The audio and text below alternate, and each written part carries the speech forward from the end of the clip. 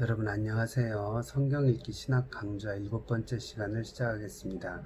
이번 시간에는 우리가 기왕의 신학 강의를 지금 듣고 있는 건데, 이 신학계 안에서 학자들의 논쟁의 장이 되고 있는 곳, 그게 이제 이른바 저널의 세계거든요. 매거진 그러면 흥미로 읽는 잡지를 얘기하고, 저널 그러면 학술지를 얘기하죠. 특별히 제가 지금 그긋듯 27강부터 예정론에 대한 비판을 하고 있습니다. 고민을 좀 많이 했습니다. 누구를 비판하면 안 되잖아요. 근데 결국 제가 비판하는 게 사람을 비판하는 게 아니고요. 그 주의, 그 이론, 볼수록 문제가 많아요.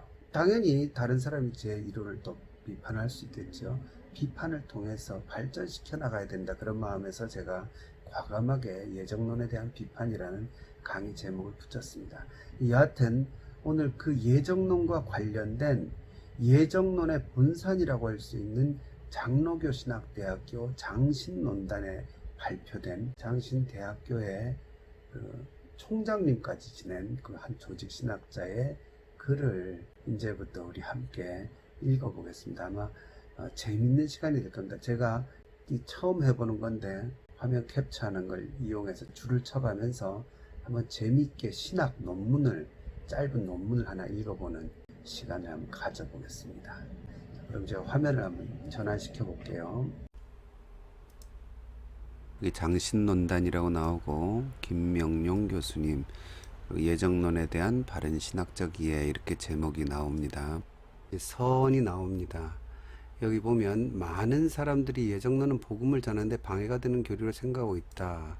문제점들을 제시하는 거죠. 또한 예정론 인간의 자유의지를 가르치는 성경과 충돌된다고 믿고 있는 사람들도 많이 있다. 그러면 예정론은 정말 잘못된 교리인가? 뭔가 약간 방어적인 이제 글이 되겠네요. 자, 그리고는 예정론의 교리 개요를 말하는데, 재밌는 게 예정론은 전통적으로 두 개의 기둥이 있다, 이렇게 얘기하죠. 이런 소논문들은 빙빙 돌려서 쓰는 게 아니거든요. 그러니까 명백하게 자기가 갖고 있는 무기랑 또 공격 목표를 딱 드러내야 됩니다. 그 두 개의 기둥 중 하나는 선택, 하나는 유기, 이중예정이죠. 예정론의 가장 큰 문제인 이중예정. 누구는 창세 이전에 구원받기로 선택되었고 누구는 창세 이전에 버려지기로 유기가 되었다. 이제 그 얘기가 예정론의 큰 문제다. 이렇게 일단 문제를 끄집어내셨습니다. 그리고는 여기 설명이 나오죠. 이 선택과 유기는 모두 창세 전에 일어난 인간의 참여 없이 하나님 자신에 의해서 결정된 하나님의 영원한 결의이다. 논리에 딸리는 예정론자들은 이렇게 직접적으로 안 써요. 빙빙 돌리거든요. 말이 어려워지거든요. 그래서 제가 이 논문이 참 정직하고 좋은 논문이라고 봅니다. 딱 잘라 얘기하죠. 결국은 이게 이중 예정이거든요. 선택과 유기가 뭐냐? 인간이 개입하는 거 없이 오직 하나님 자신에 의해서 결정된 하나님의 결인데, 그게 뭐냐? 하나님은 그의 영원하시고 만고불변한 계획에 의하여 창세 전부터 구원받을 자와 멸망받을 자를 선택했다. 이게 이 교수님의 얘기냐? 이제 아니라는 거죠. 칼빈의 말이 이제 나오죠. 칼빈은 아주 뚜렷하게 이중 예정을 얘기해요. 그러니까 잘 모르시는 예정론자들 중에는 칼빈은 그런 말을 한 적이 없다. 칼빈은 이중 예정자가 아닌 것처럼 자꾸 얘기를 하려고 하는데, 칼빈이 강력하게 그걸 얘기했다는 걸 이 논문이 보여줍니다. 모든 사람이 똑같은 상태에서 태어나는 것은 아니다. 어떤 사람은 영원한 생명을 얻도록 사전에 정해졌고, 또 다른 사람에게는 영원한 저주에 처해지도록 사전에 정해졌다. 우리는 그들이 생명으로 예정되었다 혹은 죽음으로 예정되었다고 이야기한다. 그의 영원하고 불변의 계획에 의해 오래전에 구원을 줄 사람을 정해놓으셨으며 반면에 멸망에 처해질 사람도 미리 정해놓으셨다고 주장할 수 있다. 칼빈은 명확한 이중 예정론자지요. 그 심지어 아주 심지어까지 나오죠. 칼빈은 유기 교리를 반대하는 사람은 칼빈 본인을 반대하는 게 아니라 성령과 바울을 반대하고 있는 것이다. 그러니까 까불지 마라 이거죠. 유기는 반드시 하나님에 의해서 정해진 하나님의 뜻이다. 이렇게 얘기하죠. 그리고 그 근거로 이제 로마서 9장 우리가 잘 아는 토기장의 비유입니다. 여기 나오죠. 토기장이가 진흙 한 덩이로 하나는 귀 있을 그릇을 하나는 천 있을 그릇을 만드는 권이 없느냐 하고 로마서 9장을 이 근거의 구절로 지금 얘기합니다. 이거에 대해서는 이 김명용 박사님도 주석을 통해서 칼빈의 주석의 부족한 부분을 이제 나름대로 반박을 하세요. 근데 이건 이제 이런 얘기를 하면 골치 아프니까 이거는 제가 다음 시간쯤에 칼빈보다 더 이 토기장의 비유뿐 아니라 로마서 전체를 잘 바르게 정확히 읽는 그거를 지금 제가 하고 있는 이 있잖아요. 화면 캡처 방식을 지금 제가 처음 사용해 보는데 이게 이제 조금 익숙해지면 성경 구절에 놓고 이걸 한번 해보려고 합니다. 그때 제가 왜 토기장의 비유가 칼빈식으로 읽은 게 잘못 읽은 건지를 제가 밝혀드리겠습니다. 그건 그때 하고요. 자, 일단 넘어갑시다. 여기까지 뭐냐면 예정론의 가장 큰 문제가 이중 예정이다. 칼빈도 그걸 주장했다. 칼빈은 로마서 9장 토기장의 비유를 그 근거 구절로 내세우고 있다. 이렇게 지금 이야기하고 있습니다. 제가 이 논문을 왜 굳이 소개를 하냐면 이게 정직한 논문이라는 거죠. 이게 지금 예정론이 당하고 있는 반박과 문제점들을 예정론자의 입장인데도 정확하게 이렇게 이야기를 하고 있어서 평소에 예정론자들하고 이렇게 대화하는 것과 느낌이 달라요. 굉장히 담백하고 솔직하죠. 그리고는 이제 그거에 대해서 긍정적인 평을 하나 합니다. 이상과 같이 선택과 유기로 구성된 예정론은 그 핵심이 하나님의 주권을 강조하고 오직 은총에 의한 구원이라는 매우 중요한 사상을 바탕에 깔고 있다. 본인이 예정론자로서 이제 일단 이야기를 하는데 그러나가 나오죠. 그러나 이와 같은 훌륭한 의도에도 불구하고 전통적 예정론은 간과할 수 없는 대단히 심각한 문제점을 야기시켰다. 문제가 있다는 거예요. 그러니까 예정론자의 입장에서도 문제가 있고 이거를 이제 반박하고 교정을 해야 된다 이렇게 생각하고 쓴 논문입니다. 그래서 이 교수님도 많은 반박을 당했다 그래요. 뭐 물론 총장님까지 지내신 거 보니까 여전히 이제 주류에 계신 것 같은데 그래도 자유주의자라는 이런 공격을 많이 당하신 것 같습니다. 그러나 여하튼 이 논문에서는 이렇게 대단히 심각한 문제다 이랬잖아요. 그러니까 얼마나 더 많은 공격의 여지가 있습니까? 그럴 때는 이제 바로 반박을 올린다기보다 이제 5대 신학 강령하면서 매우 훌륭히 반영하고 있는 교리다 이런 식으로 이제 일단 약간의 방어를 하고 있죠. 이거는 제가 강의에서도 충분히 말씀드렸으니까 넘어가겠습니다. 넘어가고 이제 그래서 예정의 교리에 대한 신학적 비판과 반론들을 정리를 잘 해놓으셨어요. 거의 빠짐없이 잘 정리를 했습니다. 예정론은 운명론이다. 혹은 뭐 숙명론이다.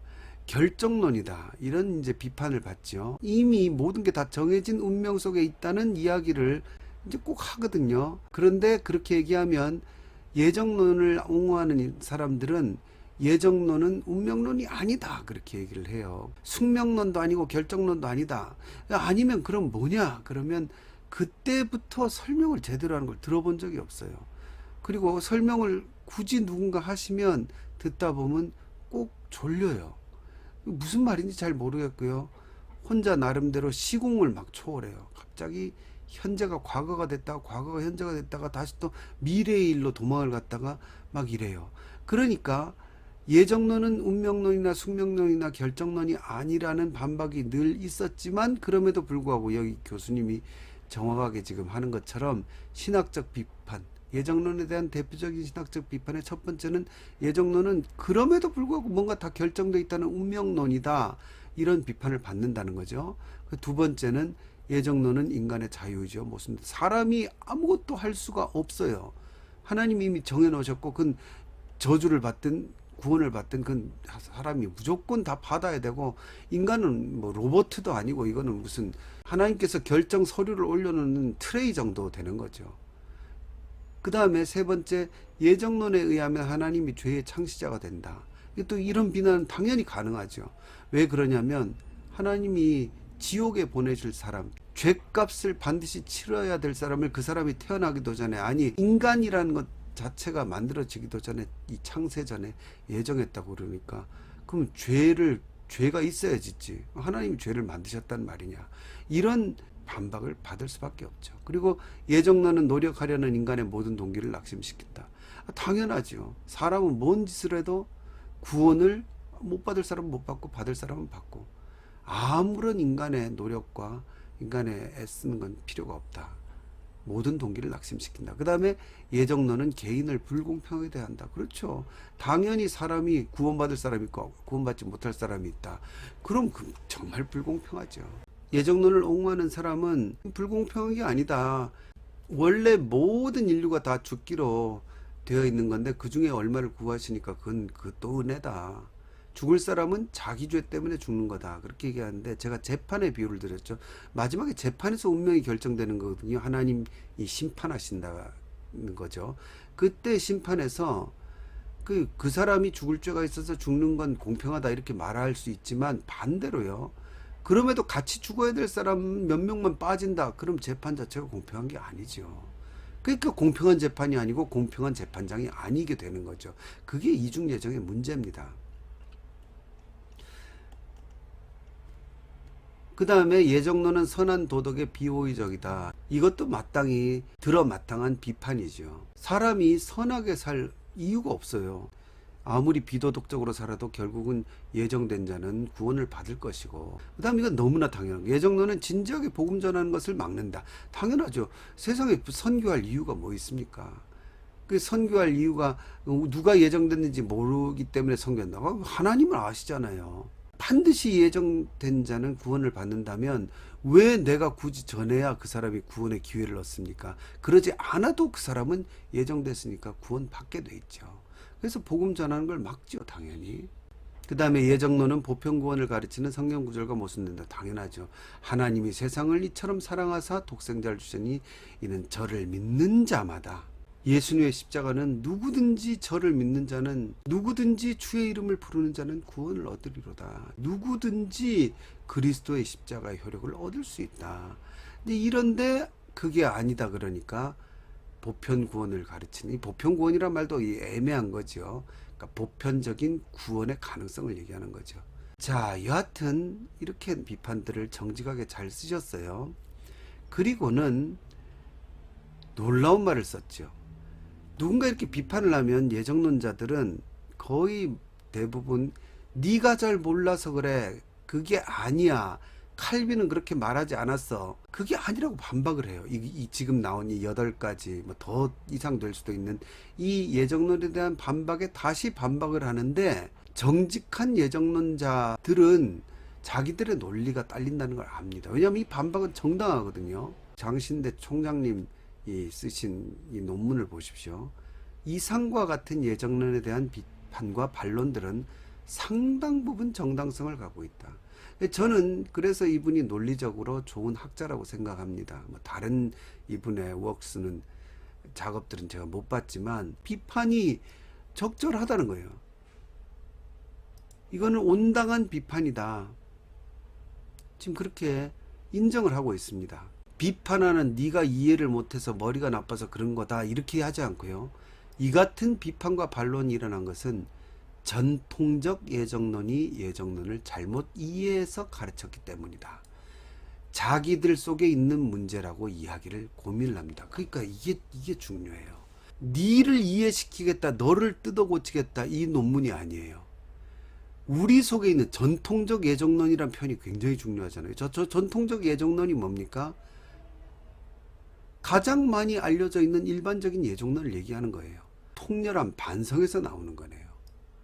그렇죠? 그리고는 이분이 제시하는 이제 그 수정해야 되는 부분에 대한 대안이, 이제 진짜 좋은 논문이면 본인의 연구 결과에서 나오면 좋겠죠. 본인의 창의적인 것.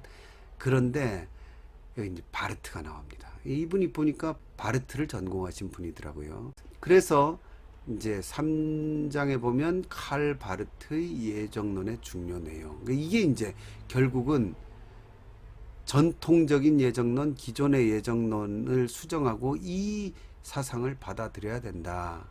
이제 그렇게 이제 결론을 이끌어 가는 거죠. 그러니까 이건 창의적인 아티클은 아니죠. 하지만 뭔가 자기 속에 있는 반성적인 것, 예정론에 대한 수정을 꾀하려는 거죠. 이제 거기에 이제 바르트의 이론이 나왔는데 뭐 쭉 나오는 건 머리 아픈 얘기니까 보고, 바르트가 유명한 강연을 했는데 1936년 이 유명한 강연에서 바르트가 반칼빈주의적인 만화를 인용했다 이런 게 나오죠. 그게 뭐냐면 병상에서 누워 죽어가는 사람 곁에서 부르심을 받은 자는 많으나 택함을 받은 자는 적다라는 말밖에 할 줄 모르는 개혁교회 목사를 비꼬는 반칼빈주의적 만화. 그러니까 아마 재밌는 강연을 시작했던 것 같아요. 요렇게 강연하면 재밌죠. 근데 이건 저도 강의에서 말씀드렸습니다. 실제로 그 고신대학교 어느 교수님이 예정론을 확실히 믿는 사람은 사형리를 가지고 하나님은 당신을 사랑하십니다. 놀라운 계획을 갖고 계십니다. 이렇게 전도할 수 없다. 이렇게 얘기하죠. 또 뭐 아예 초신자를 가르치는 어떤 예정론자는 하나님이 당신을 사랑하십니다. 이 얘기를 차마 못했다 그러는 건데 그거와 비슷한 거죠. 사람이 죽어가는데 당신이 택함을 받았는지 알 수가 없어서 당신이 지금 예수님을 영접하는 기도를 드려도 뭐 천국에 갈지 안 갈지 모르겠다. 뭐 이런 얘기를 바르트가 이제 강연에서 했다는 거죠. 그게 아마 와르르 웃었겠죠, 처음에. 이제 여기서 우리는 이제 충분히 칼 바르트가 기존의 예정론, 이중 예정이 들어있는 예정론을 반대하고 있다는 것을 우리가 알 수 있죠. 그래서 이제 결국 바르트가 한 얘기가 뭐냐, 이제 나오죠. 여기 몇 가지로 이제 요약이 되어 있는데, 첫째, 하나님을 예수 그리스도 밖에서 찾으면 안 된다. 예수 그리스도 밖에서 찾아진 하나님은 참 하나님이 아니고 우상이다. 여러분, 예수 그리스도 십자가를 지신 하나님, 그분을 믿는 게 기독교입니다. 제가 앞으로 이제 이 강의의 이 특강 시리즈가 지금 계속 이어지는 건데, 마지막으로는 세관점 학파에 대한 얘기를 할 건데요. 그것도 결국은 그 톰 라이트와 샌더스와 이 모든 세관점 이야기하는 사람들이 어떤 오류를 범하고 있냐면요. 자꾸 과거의 아브라함 자손을 기독교의 어떤 원형으로 자꾸 이제 얘기를 해요. 여러분, 그거는요, 하나의 일예입니다. 그렇지 않다는 게 아니에요. 틀렸다는 얘기가 아니에요. 우리가 새 이스라엘이고 아브라함의 자손으로 편입된다. 그럼 틀린 얘기는 아니에요. 그러나 그게 본질은 아닙니다. 근데 자꾸 유대교에다가 이거를 끌어다 붙이려고 그래요. 그건 그때 이제 제가 다시 말씀을 드리겠지만, 바르트도 그 얘기입니다. 예수 그리스도 밖에 있는 하나님은 기독교의 하나님이 아니라는 거예요. 그래서 하나님은 영원전에 예수 그리스도 안에서 계시기로 작정했다. 그러니까 예수 그리스도를 통해서 우리는 하나님을 볼 때 제대로 하나님의 뜻을 볼 수 있다는 거죠. 그러면 그 하나님 누구시냐? 예수 그리스도 안에 계신 하나님은 인간을 유기하신 하나님이 아니라 오직 선택하신 하나님이라는 거예요. 인간을 버리지 않으시는 하나님의 모습이 십자가에 계시되었다. 칼빈식의 유기 교리를 인정하지 않는다는 거죠, 바르트는. 그래서 이제 뭐 쭉 나가서 예수 그리스도 안에서 계시된 하나님의 본질은 사랑이다. 그러니까 결국은요, 이게 네 번째가 중요합니다. 하나님의 이중 예정은 십자가의 사건을 뜻한다. 이게 무슨 말이냐면요, 이중 예정은 버림받은 사람이 있다는 거 아니에요. 그런데 있긴 있죠. 바르트도 유기를 인정하는데 누가 버림받았냐? 예수님이 버림받았다는 거죠. 그리고 예수님이 버림받으심으로 모든 인간이 다 선택되었다 이거죠. 그러니까 하나님은 십자가에서 인간을 선택하시고 자신을 버리셨다. 예수 그리스도께서 십자가를 지심으로 우리가 버림을 받으면서 다시 선택을 당했다 이거죠. 나의 하나님 어찌하여 나를 버리셨나이까 그러시잖아요. 그래서 단 한 분 버림받으신 분, 그분 덕분에 인간을 선택하시고 하나님은 예수 그리스도를 버리시고 대신 인간을 선택하시고 인간을 찾으신다. 이게 복음이죠. 이게 복음. 다섯 번째부터는 이제 예정론의 이야기를 이제 그러니까 조금씩 파괴하면서 들어가기 시작해요. 칼빈주의 예정론을. 뭐냐면 예수 그리스도 안에서 인간을 찾으신 하나님께, 여기 나오죠, 예정론자들이 뻘쩍뛰는 응답하는 자들. 이게 왜 이 얘기를, 그러니까 믿음으로 응답하는 거잖아요.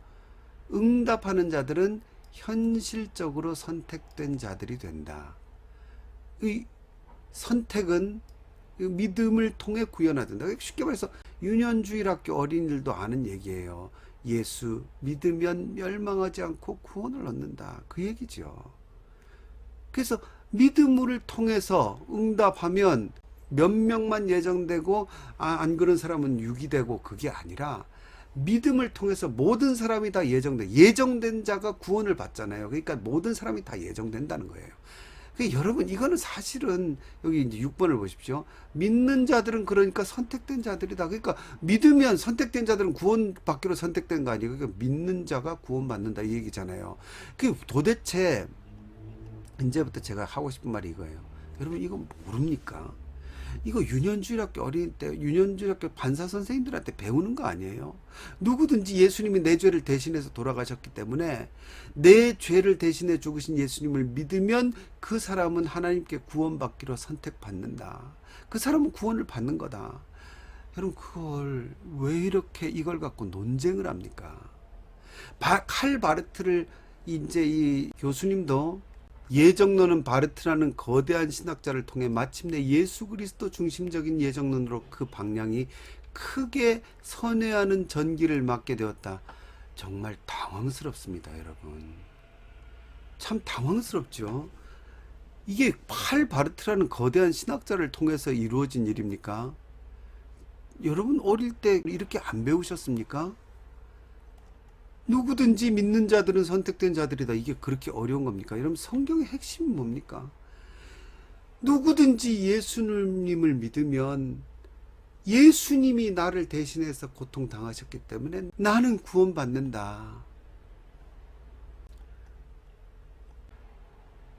그래서 이 각주에 보면 칼 바르트에 의하면 하나님의 이중 예정은 십자가에서 일어난 극단적 대리적 교환의 사건이다. 이런 게 이제 신학적인 용어로 어렵게 말한 거고 이제 쩍쩍 얘기한 건데요. 쉽게 말해서요, 예수님하고 우리하고 교환되었다는 거죠. 예수님이 죄인의 자리에 가고 우리가 하나님의 자녀의 자리로 올라갈 수 있게 되었다. 이 극단적 대리적 교환 뭐 이런 말 써서 유식해 보이지만요, 여러분, 이거 우리가 다 아는 얘기입니다. 여기 저 섬마을에서 시골교회 평생 섬기신 권사님들도 알고요, 저 유년주일학교 어린이들 콩콩거리고 뛰어노는 어린이들도 예수님 자녀들은 다 아는 거예요. 예수님이 나를 대신해서, 그러니까 우리가 주님께 감사하고 주님께 찬양 드리고 주님을 믿고 따르는 거 아닙니까?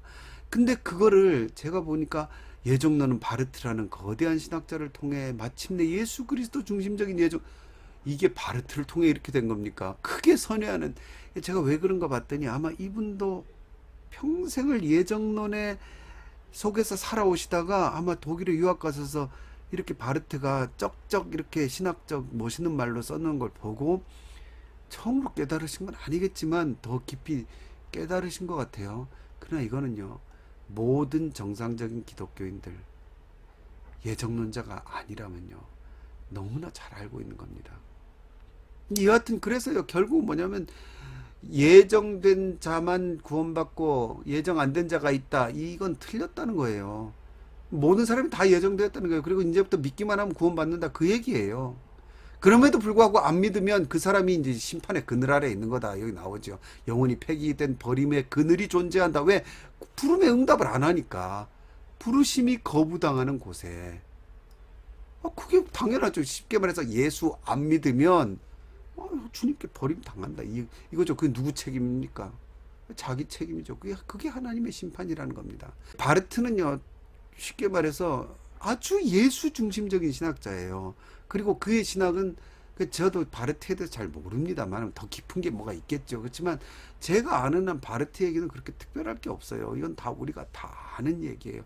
이걸요, 바르트의 영향으로 훈련된 주일학교 선생님이 가르쳐서 그런 거 아니에요. 이거 다 그냥 성경 보고 하는 거예요. 하나님이 세상을 이처럼 사랑하사 독생자를 주셨으니 이는 저를 믿는 자마다 멸망을 당하지 않고 영생을 얻게 하려 하심이라. 그래서 예수님이 대속의 십자가를 지셨다.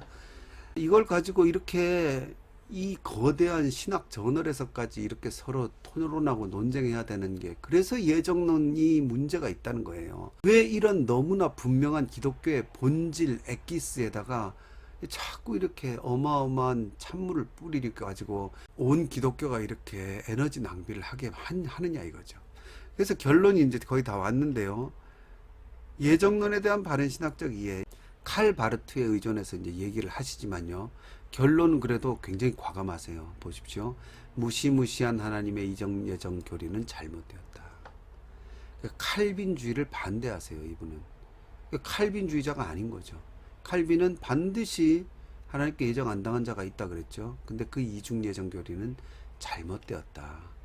그러면서 토기장의 비유 아까 나왔잖아요. 칼빈의 토기장의 비유에 대해서 본인이 다시 주석을 하시면서 칼빈이 성경을 잘못 읽었다 이런 이제 이야기가 되는데 저도 거긴 찬성합니다. 그러나 저는 이거보다 좀 더 로마서 9장을 전체 조망해서 역사적으로 그 현실적으로 읽는다 그럴까요? 그걸 한번 다음 시간에 해보려고 하는데 그건 그때 하고요. 여하튼 이렇게 이제 본인이 주석을 해서 칼빈의 주장, 칼빈의 근거를 반박을 하고요. 그래서 이중 예정은 아니다 이거죠. 이중 예정은 아니고 이 점에 있어서 바르트의 예정론은 전통적 칼빈주의 이중 예정론보다 바울의 정신에 더 깊이 전맥되어 있다고 평가할 수 있다. 그래서 바르트의 예정론이 옳다. 이런 주장이죠. 그 다음에 예정론은 복음의 총화다. 이 총화라는 말에 한문이 없어서 제가 정확히 무슨 말인지 단정지어서 말하기가 어려운데 총체적인 화합이다 이 뜻인 것 같아요. 그러니까 이 9장과 10장을 주석을 제대로 하면 결국은 다 살리시겠다는 거예요. 다 살리시겠다는 거. 근데 칼빈은 거기서 몇몇은 살리고 몇몇은 죽여도 하나님 마음이다. 이렇게 이제 읽은 거죠. 근데 여기 나온 대로 유대인과 이방인 모두를 살리기 위한 위대한 역사를 예비하고 계셨다. 그래서 이제 총체적인 화합이다. 이제 그런 말을 하는 거고요. 그 다음에 예정론은 선행하는 하나님의 은총을 전하는 교리다. 그러니까 예수 그리스도를 통해서 하나님의 은총이 인간에게 정해지는 거죠. 그래서 여기 저도 이제 제 강의 이후에 이 논문을 보는데 구원의 복음을 듣고 믿는 인간의 행위를 통해서 구현된다.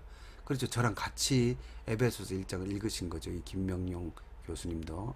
그렇게 읽을 수밖에 없죠. 당연한 거니까요. 그리고는 이제 이 양반이 몰트만 제자라 그랬잖아요. 몰트만이 예정론에 대해서 얘기한 거.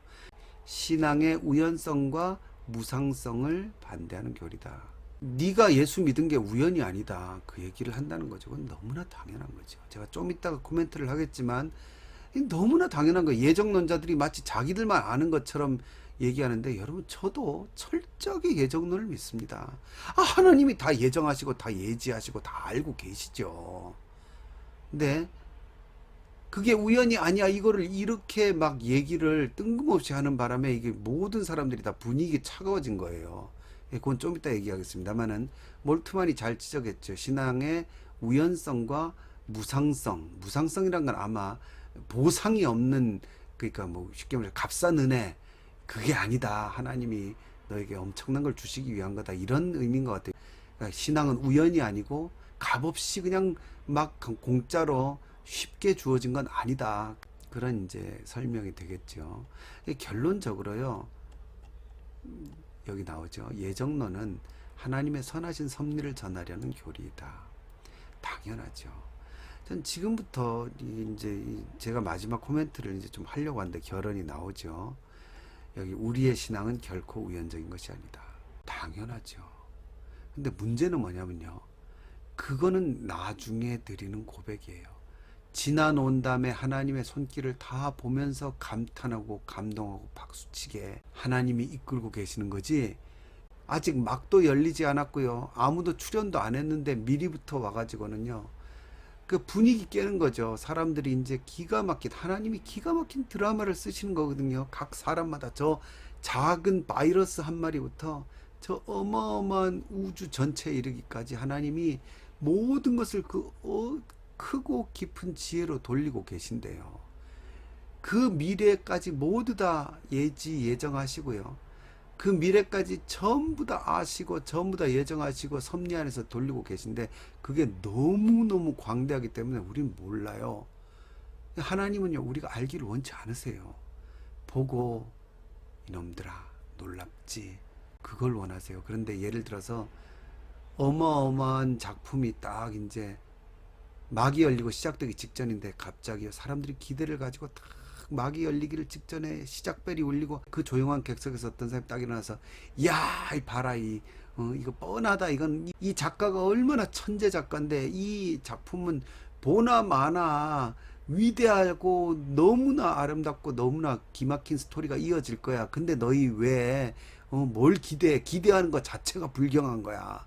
너희가 이 안에서 마치 뭐 스토리를 모르는 척하고 뭔지 모를 것처럼 하는 건 작가의 그 천재성을 너희가 무시하는 거야. 그러니까 막 열리기 전에 빨리 일어나서 다 같이 박수 치자우. 지금 이 얘기를 하면요, 얼마나 뜬금없으니까. 그때 누가 제일 화가 나겠습니까, 여러분? 작가가 제일 화가 나요. 작가가. 이 예정론이란 거냐, 하나님 이 모든 이 사랑의 선물을 포장해서 인간에게 주시려고 한 하나님 김 빠지게 만드는 정말 뜬금없는 변주 굴리기가 이 예정론이에요. 그게 어디서 왔냐? 저는 아무리 생각해도 나만 이 특별한 걸 알고 너는 몰라. 그러니까 내가 너보다 나하는 그런 특별한 심리, 바리새적 영지주의 비슷한 그런 데서 왔다고 밖에 볼 수가 없어요. 제가 다시 말씀드리지만요. 지금 여기 나오는 바르트나 몰트만 아니면 이 김명룡 박사님 뭐 다 어마어마하게 공부한 사람들이잖아요. 그런데 뭐 신기원을 이룬 것처럼 소개하는 바르트 신학이 여러분 정말로 신기한 신학입니까? 정상적으로 국어를 읽을 줄 알고 신약 성경을 읽고요. 요한복음 3장 16절을 읽은 사람은 너무나 명확히 아는 거예요. 몰트만의 무슨 우연성과 무상성을 반대하기 위해서 예정론이 나왔다. 여러분, 정말로 예수 그리스도를 믿는다면요, 내가 믿는 믿음을 가지게 된 것이 우연이다, 혹은 나의 행위다, 혹은 나의 공로다, 이렇게 말하는 사람이 세상에 어디 있어요? 백지수표를 주고 사인만 하라 그랬는데 사인한 게 나의 공로라서 이 백지수표는 내게 된 거니까 내 공로도 있는 거야. 그런 사람이 어디 있습니까? 그런 염려 자체를 하는 것 자체가요, 대화의 가치가 없는 사람이죠. 몰트만이 우연성과 무상성을 염려해서 이런 예정론이 나왔다라고 말하는 것도 사실은 어불성설입니다. 내가 정말로 복음을 믿으면 예수님이 나를 위해 지신 십자가가 얼마나 가치 있는 건지 모릅니까? 그게 너무 싸구려다 이렇게 생각하겠습니까? 그건 제대로 믿는 게 아니죠. 제대로 믿음을 결단한 게 아니죠. 어느 누가 예수님을 믿고 나중에 천국에 가가지고는 내가 예수님을 믿은 게 그냥 우연히 그렇게 된 거라서 이렇게 믿고 천국 온 거다. 누가 그럽니까? 다 하나님의 계획이셨습니다. 다 하나님의 우연이 아니고 하나님의 예정이셨습니다. 누구든지 그렇게 고백을 하게 되어 있죠.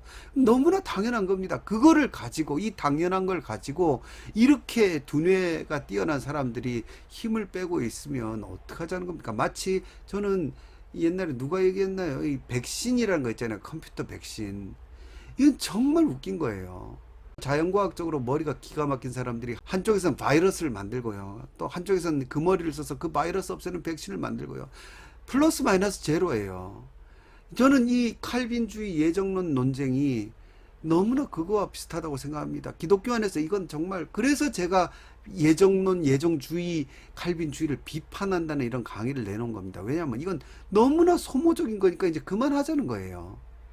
그런데 우리의 신앙생활 속에서 이 예정론이 끊임없이 이렇게 자기들만의 이 특별한 건 니들은 몰랐지 하고는 분위기 깨면서 자꾸 다가와서 바이러스와 백신 만들면서 힘 다 빼는 것처럼 이렇게 하니까요. 참 이게 비극이죠. 그래서 결국 저는 이 논문이 그거에 대해서 어쨌든 정직하게 이중예정론은 잘못되었다 이렇게 얘기를 하잖아요. 그리고 결국은 바르트를 통해서 믿음을 통해 구원을 받는다. 그 믿음을 통해 구원을 받는다. 거기다가 예정론자니까 예정론을 끼운 거예요. 믿음을 통하면 다 선택받은 자다, 다 예정된 자다, 이거예요.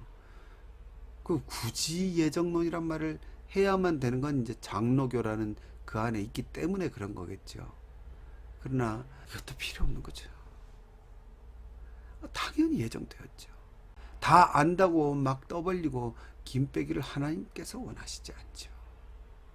어느 인생의 순간 일막 일장 끝나는 그 하나님의 손길이 보일 때에, 그때도 분명하지 않아요. 천국 가야 확실히 분명하죠. 그때 우리가 고백하는 거죠. 요셉이 고백하듯이, 지나놓고 보니까 이게 기막힌 하나님의 예정과 섭리와 선택이었구나.